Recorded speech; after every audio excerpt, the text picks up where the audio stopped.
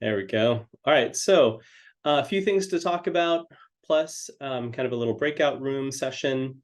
So the first part of the call is our update. So we're going to go over the fall season dates and also talk about pre-funding options. Franz will talk about that.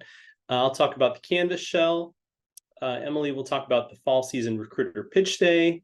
I will talk about the research paper contest.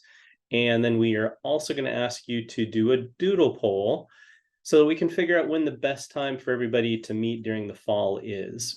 So that's our quick updates.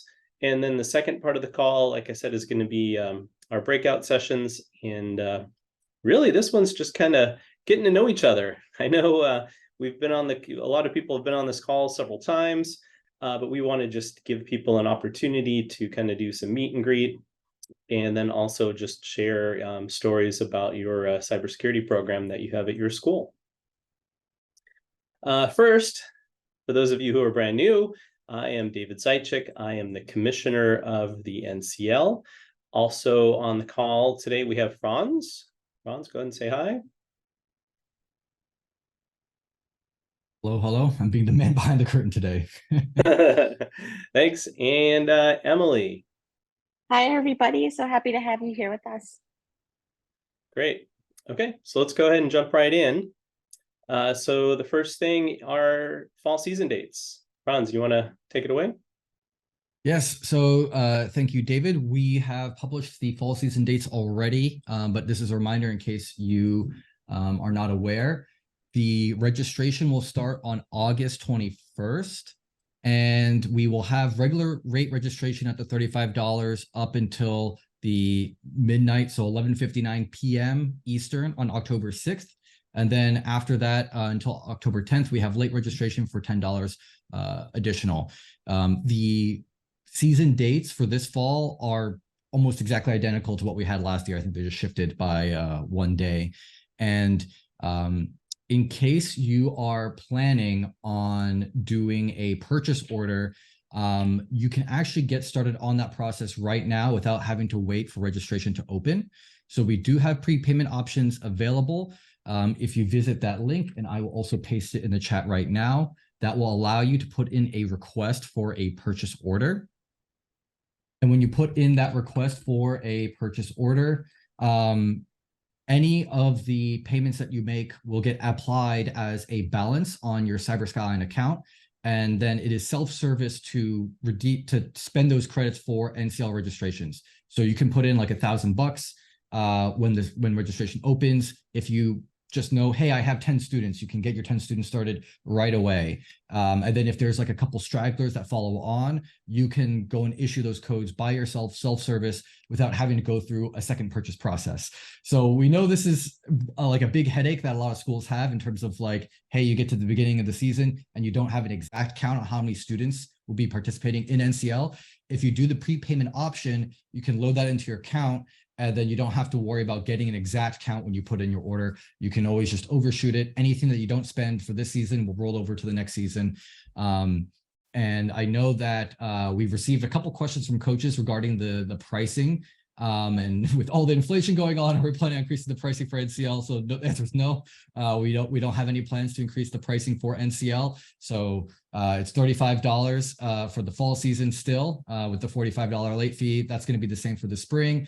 And in the case that we do in the future increase the pricing, any of the prepayments that you make will be grandfathered in. So, we'll proportionally increase your credit based on whatever that would be. But at this moment in time, we have no plans for increasing the pricing for NCL. But that is the season in a nutshell. Hopefully it's not too surprising for people. And if you have any questions about the prepayment option, feel free to ask in the chat or send us an email. It is ncl@cyberskyline.com. All right. Pass it back to you, David. All right. Sounds good. Yeah, I think the only surprising thing here is, like Mark said, summer's going by quickly. So it's a little hard to already see those fall dates appear coming up. Okay, so the next thing to talk about is the Canvas Shell. I've talked about this a few times, but I just want to keep circulating this out there. The whole idea behind this is to help new coaches, or even if you've been coaching for a while and you're looking for more material to add into your class, to help your players. That's why we created this Canvas Shell. So the way to find the Canvas Shell, specifically NCL Canvas Shell, there's steps listed right there on the screen. Franz just posted in the tutorial, and you also want to paste in that where to go to search for it. So the step one is to go to that instructure.com/search, and you're going to search for Introduction to the National Cyber League. And once you do that, the shell will pop up, and you can actually, like it says here, use it right there, or you can import that shell into one of your classes. And as I said, there's a video tutorial right there at the bottom, and Franz also pasted that into the chat. So if you want some directions via a video of how to get this whole shell thing working, follow that link. I do also want to emphasize that even if you're not using Canvas at your school, you can actually still access this Canvas shell. You can set up an account separate and go ahead and use the shell. I can pause there too. Any questions about that? Yeah, David, I downloaded it sometime in January, I think. And I haven't done a lot with it yet. Okay. Although I, kind of showed a few students who might help me out implementing it. Some of my veteran students. Sure. Any changes? Anything I should maybe take a look at and download again? Since January, that's a good question.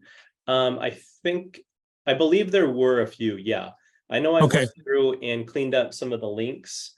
And also the way that we design this is so that if we do make any changes to it in the future, at least minor changes, we'll just be updating within the shell. There's linked to Google Docs. So what I'm going to do is I set that place to just, update the Google Doc, and the shell will stay in place. But yeah, if there is a major update, then I'll rename it to like version 2 or something like that, and I'll let everybody know. But as of right now, it's the one that's there should be good to go. And I am also looking, yeah, no problem. And if anybody sees any mistakes, dead links, or anything, I do want to make sure this is working well. I did get comments a few months ago about that, and went in and fixed everything. I hope that everybody had seen was problems. Where there's, I want to make sure that anything that we say that's in the Stillman channel.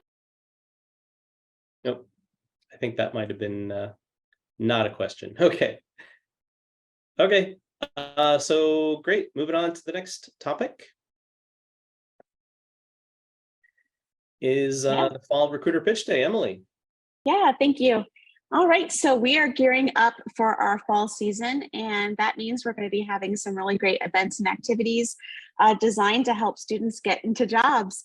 Hopefully, the Recruiter Pitch Day sounds familiar to everybody. We've been incorporating these into our Spirit Weeks, which are typically at the end of each competition season, and we decided to flip the script a little bit, and we are going to be planning our Recruiter Pitch Day for September. What I'm asking everyone today is to think, gosh, do you have any companies, organizations that you think would be a great fit to have them present for our Recruiter Pitch Day? So just to give you a little bit of an idea of what it is, in case you're not familiar, we give organizations about 5 minutes to share about their company culture, to share about internship programs, entry-level job opportunities that they have available. And it allows students virtually to be able to connect with hiring teams and talent acquisition teams, recruiters. It's open to the entire NCL community.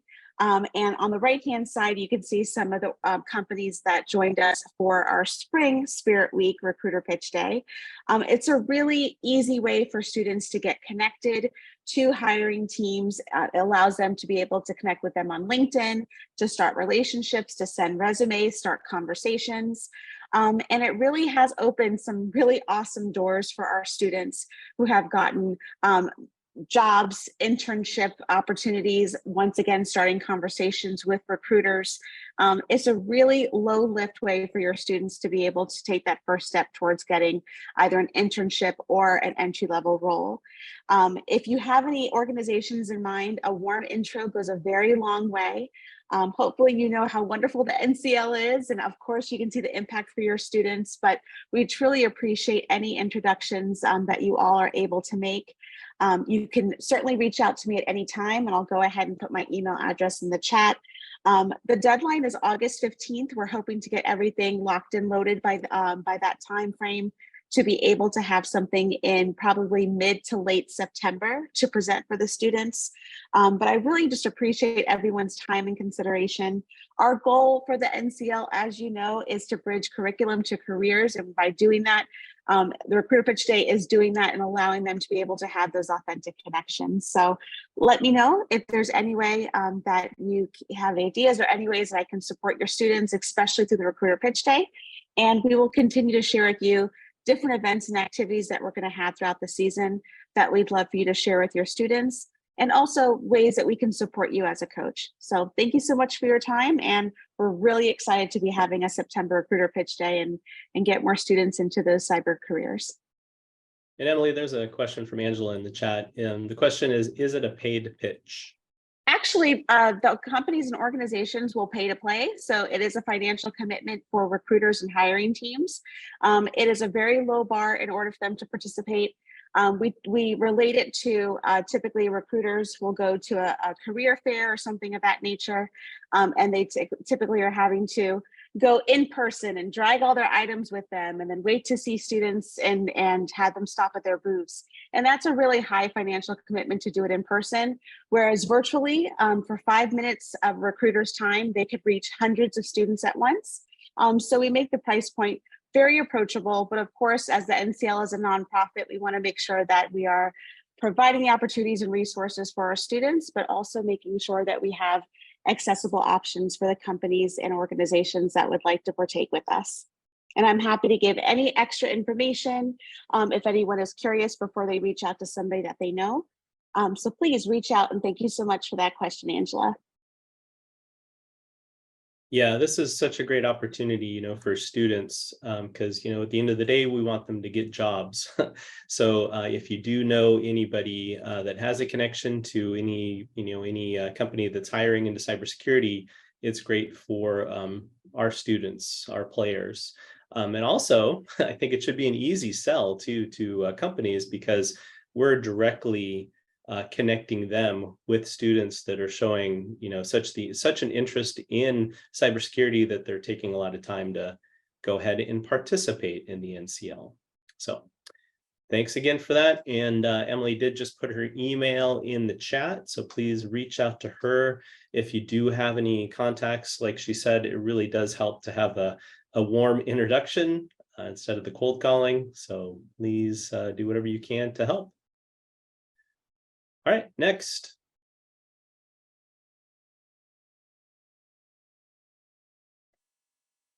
All right, so the next topic is, again, something that we've mentioned a few times now on these coaches calls. Just bringing it back again, is that we are introducing a research paper competition. And what we're looking for is researchers, academics, students from the US or Canada to submit a paper, and that paper related to cybersecurity competitions.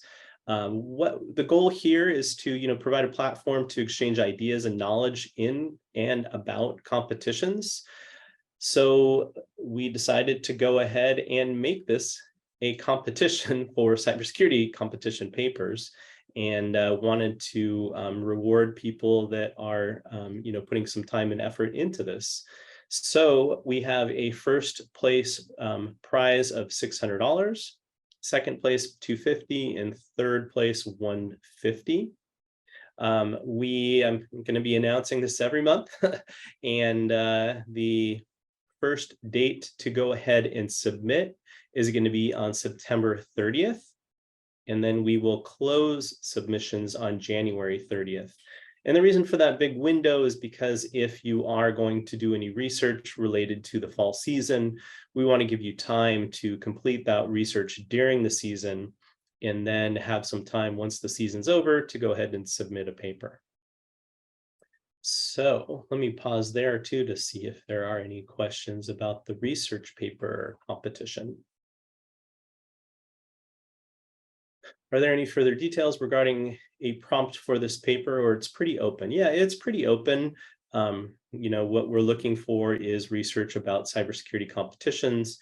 And we are looking, definitely more specifically about NCL and, anything having to do with, how you incorporate it into your lesson, how you have clubs do it, success, anything related to that. So it is a pretty open topic, but obviously related to NCL and our cybersecurity competition.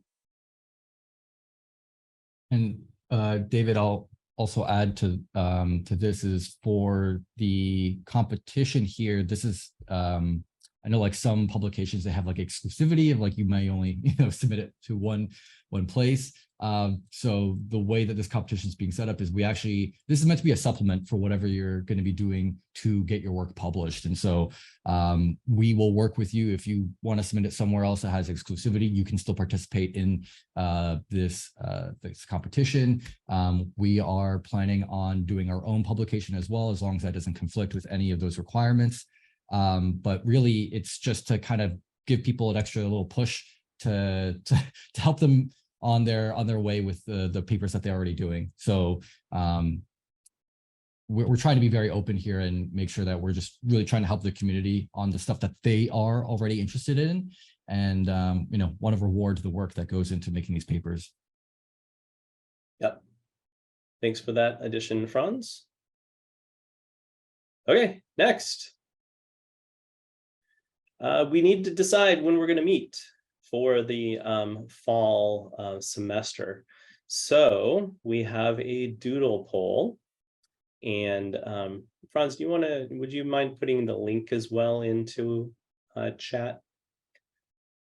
Just in case people aren't ready to pull out their camera and to go to this site.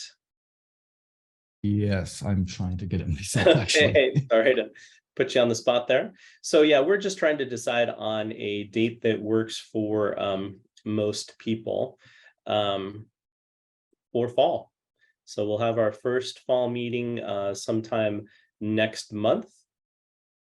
And we just need to figure out what day and time works best for the most people in this group. Okay, cool. Thank you, Emily. Yep, sorry, I found it first. Yeah, see, Chip's scared of QR codes. So there you go. Hopefully links aren't so evil. You can see it actually does go to doodle.com/meeting. So you know where you're going. So again, we posted in chat a link to the doodle poll. If you could just take a moment, even maybe now, to do it quickly, so that we can start getting some sense of what time works for the group. Okay, and next we are going to now, once Franz hits this next on the slide.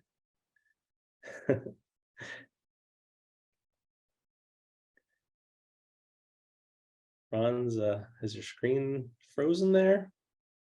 There we go. All right.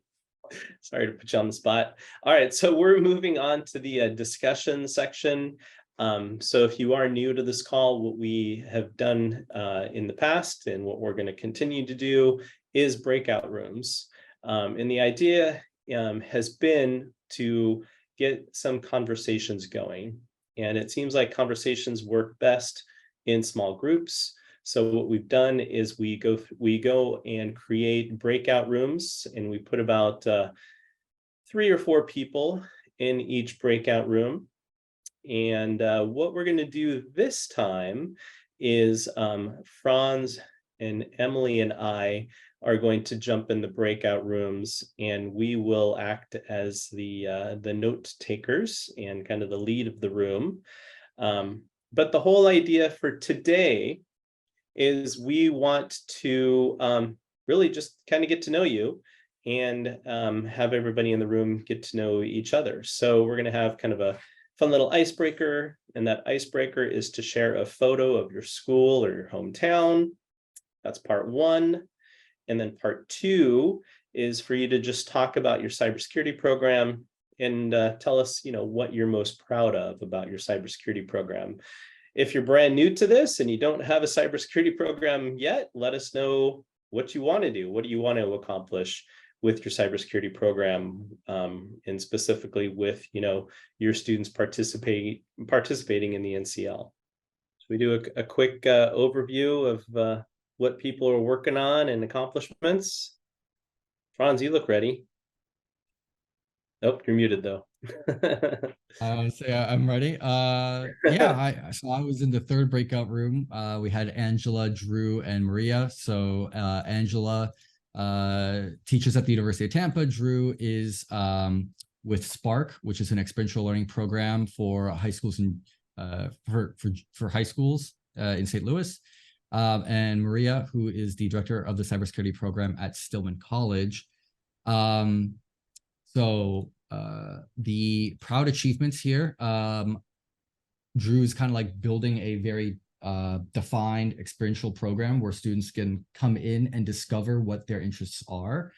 And so he was actually, one of the challenges he was talking about is how does he like really build that process where you go from excitement to having a structured path for further exploration, and then like more concentrated curriculum for the specific topics that students are interested in. So right now he's using NCL as the way, as like that first entry point where students are building excitement.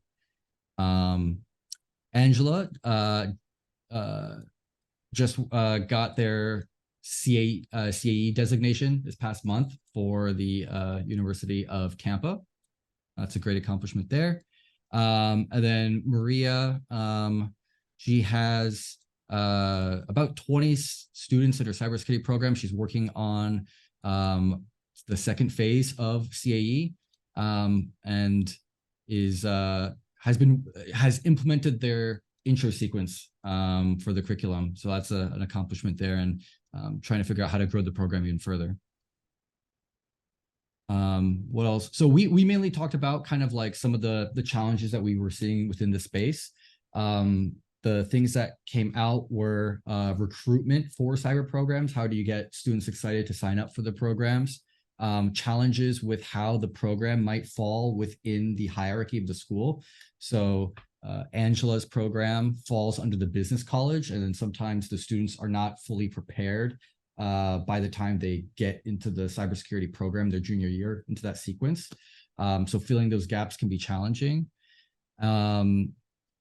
And then Drew was looking at, what are activities that he can build in to provide that curriculum for students to go down a path of self-exploration, and be able to kind of like work on it by themselves and report to a mentor so that they're pretty independent throughout that process.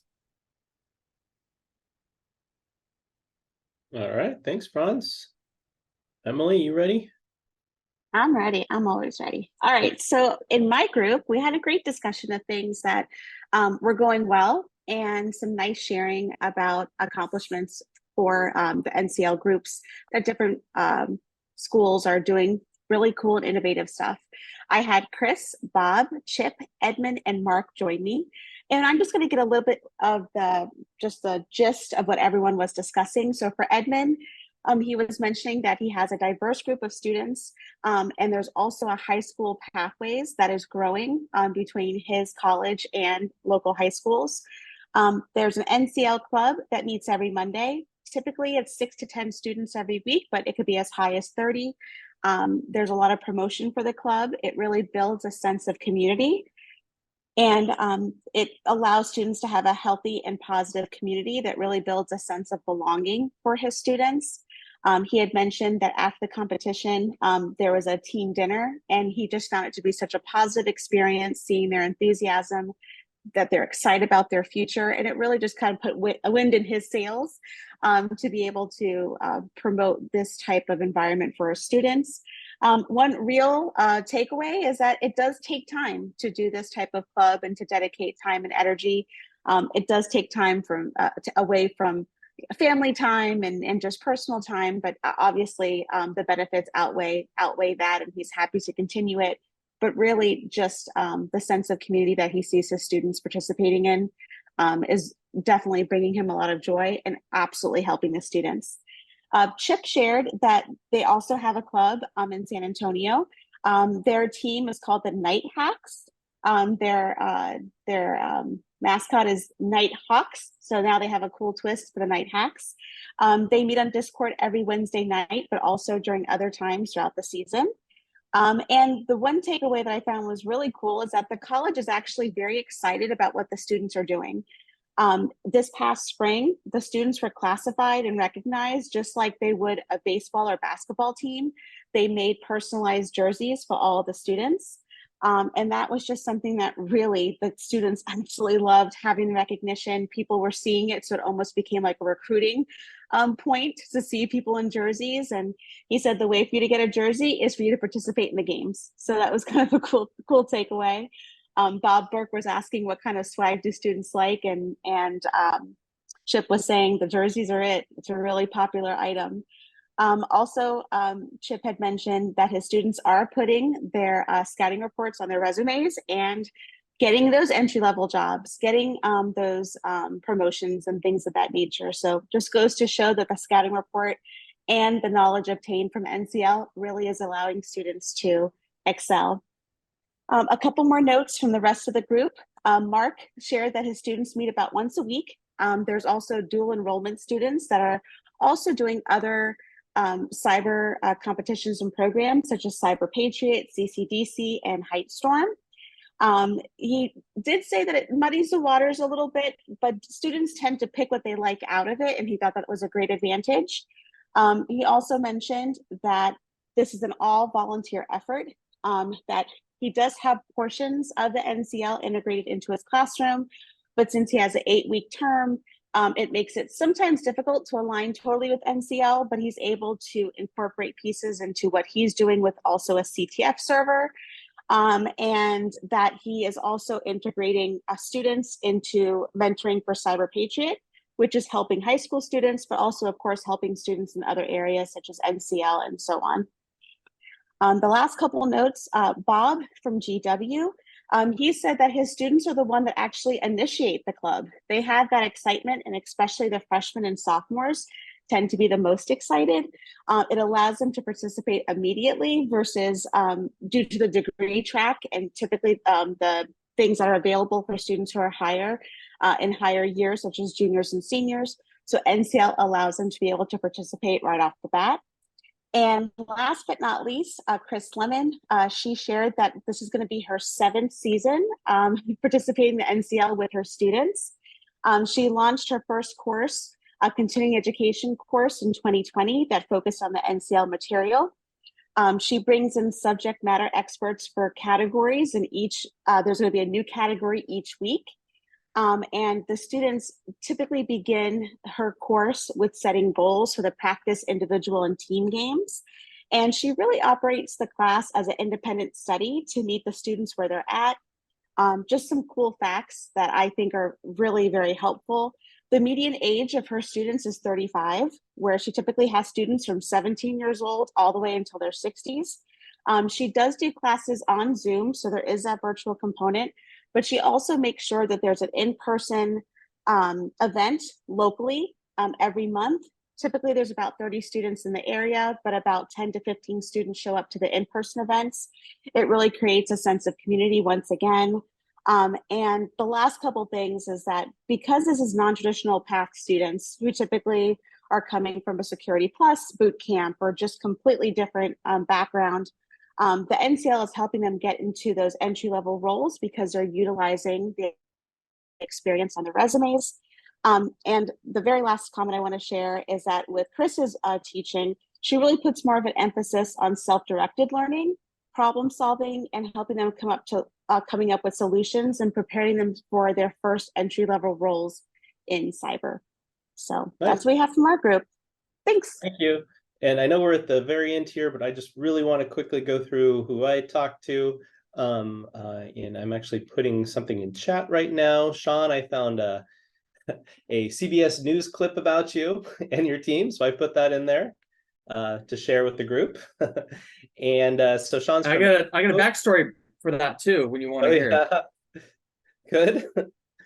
So that I think is about Cyber Patriot, because Sean is a Cyber Patriot coach at Elk Grove. We also had John from Indiana U. Everyone should wish him luck because he is about to take the CISSP exam, which maybe many of you know is a really intense exam. So he's about to do that.